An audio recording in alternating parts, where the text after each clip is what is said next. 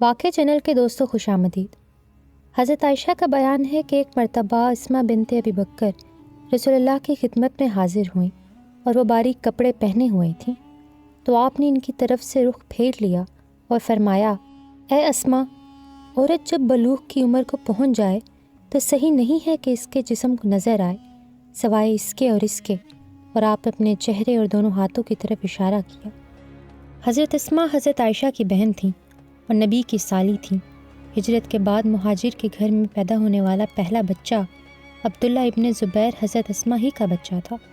حضرت اسماء ایک بار نبی سے ملنے آئیں اور وہ باریک کپڑے پہنے ہوئے تھیں جس میں سے جسم کے اعضاء جھلک رہے تھے، اس لیے آپ نے منہ پھیر لیا اور پھر صاف صاف وضاحت اور ہدایت فرمائی کہ جوان دوشیزہ کے لیے درست نہیں ہے کہ اس کے جسم کا کوئی حصہ نظر آئے۔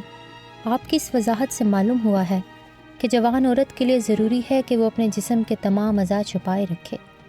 جس طرح باریک کپڑے سے جسم کے اعضاء جھلکتے اور فتنے کا باعث بنتے ہیں، اسی طرح تنگ و چست لباس سے بھی جسم کے اعضاء نمایاں ہوتے ہیں اور فتنہ کا باعث بنتے ہیں۔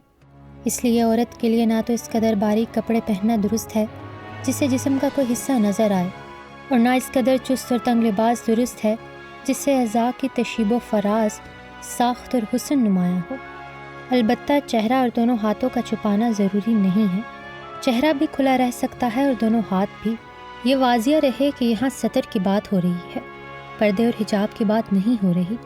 عورت جن رشتہ داروں کے سامنے چہرہ اور ہاتھ کھول کر آ سکتی ہے، ان سے بھی جسم کے دوسرے تمام اعضاء چھپانا ضروری ہے، اس میں کسی کا اختلاف نہیں ہے۔ البتہ اختلاف اس میں ہے کہ آیا حجاب میں بھی انہی اعضاء کا چھپانا ضروری ہے جن کا ستر میں چھپنا ضروری ہے، یا چہرہ اور ہاتھ بھی چھپانا ضروری ہے۔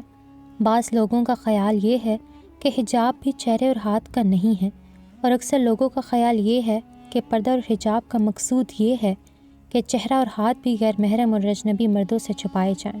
بہرحال اتنی بات تو اس حدیث سے صاف صاف معلوم ہوتی ہے کہ جن رشتہ داروں سے عورت پردہ نہیں کرتی، ان سے بھی جسم کے سارے اعضاء کا چھپانا ضروری ہے۔ جوان عمر خاتون کے لیے جائز نہیں کہ وہ کوئی ایسا چست و تنگ لباس زیب تن کرے جس سے جسم کے اعضاء نمایاں ہوں یا اس کی ساخت نمایاں ہو، نہ ایسا باریک لباس پہنے جس سے جسم کے اعضاء جھلکتے نظر آئیں۔ اللہ ہم سب کو فتنہ سے محفوظ رکھے، آمین۔